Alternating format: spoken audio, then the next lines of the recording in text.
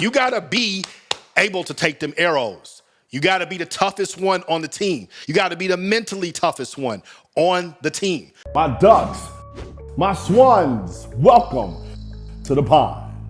How to be a captain on any basketball team.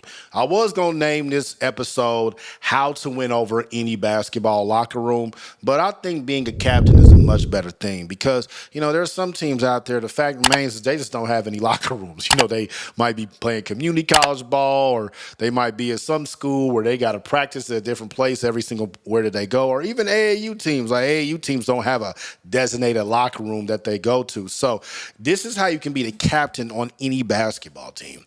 When I was coaching Division I, or even when I was coaching at Mount Verde, we placed a lot on our captains. And whenever there was a problem, whenever there was a message, whenever there was anything that needed to be delivered, we went and talked to the captains. When we were trying to get a pulse of the team, a deeper pulse than what we could see or what we could feel being around the guys every single day, we talked to the captains.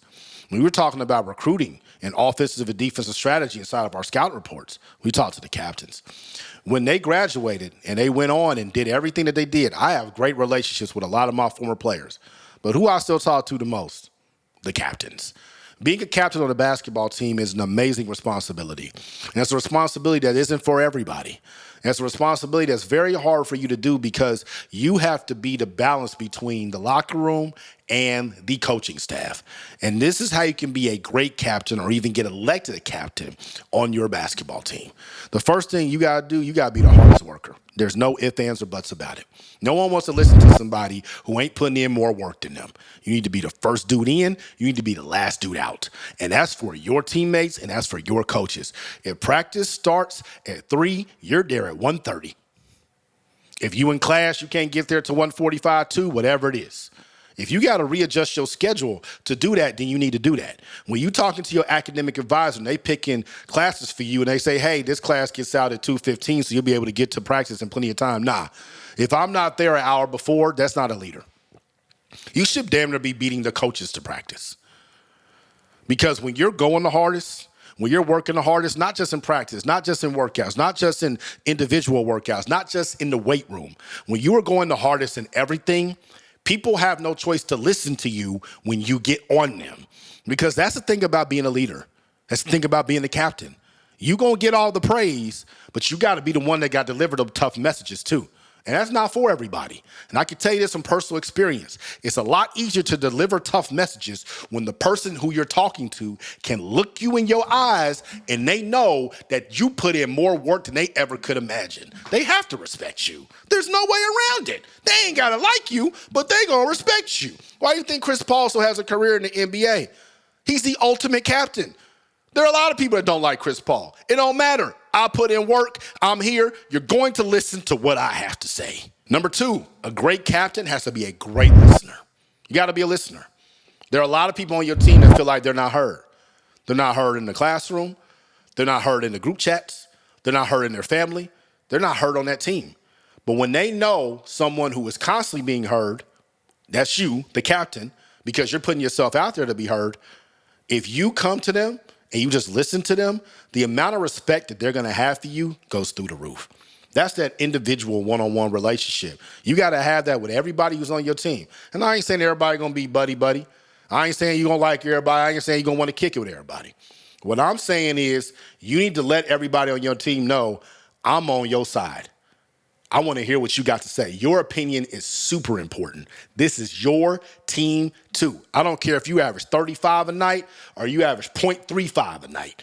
Your opinion is super important. And me, as a captain, I have to let you know this. This is something that politicians are phenomenal at. They sit and they stop talking.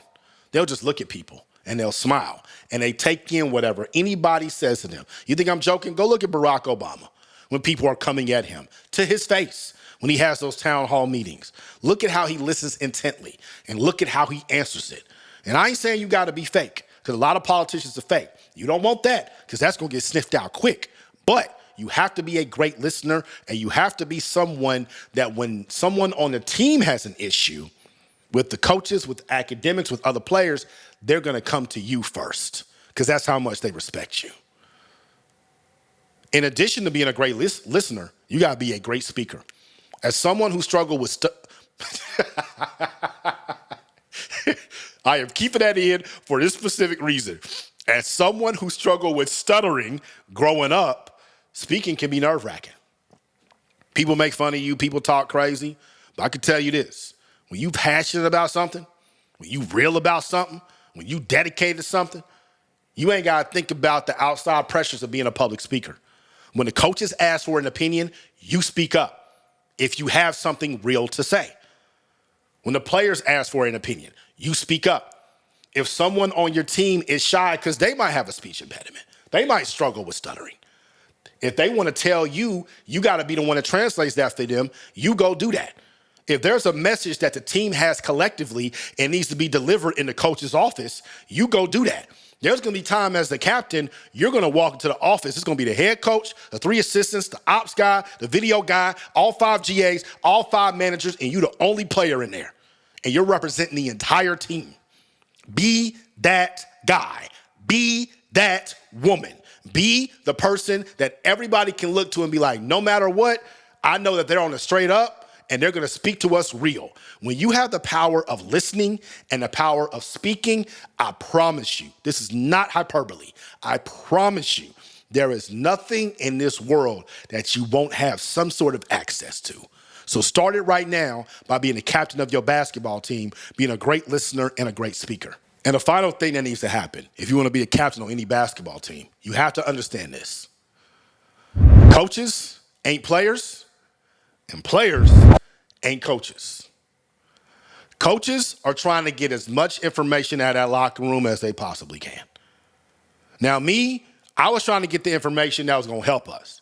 I don't care about specific minutia and details from the night before. If it's a funny story, I might want to know.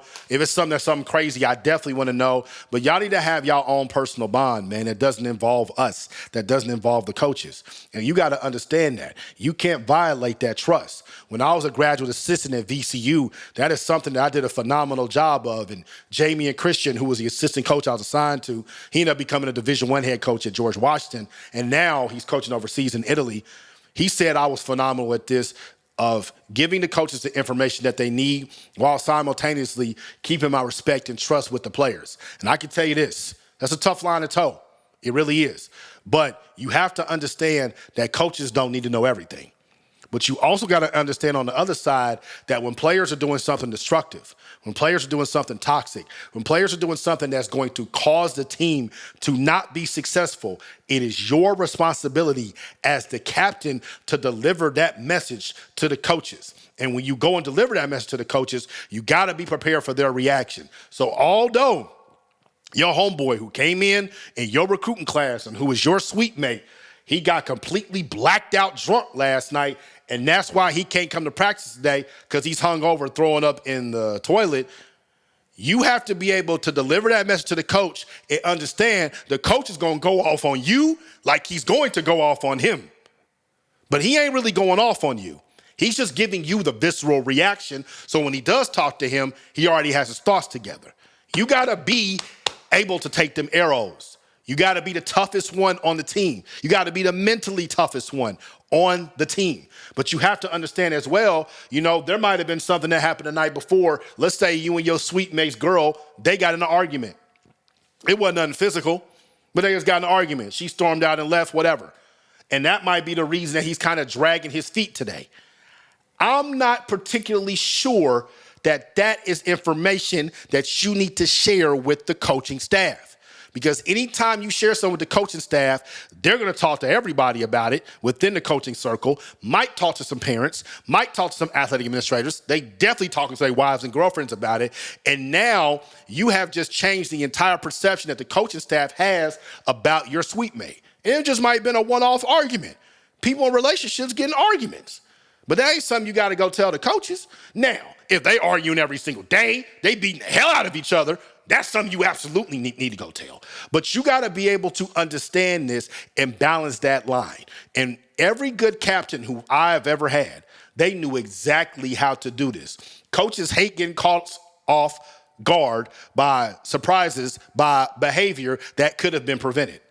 And players hate having their trust violated in their private moments by their peers, by their teammates, by their friends.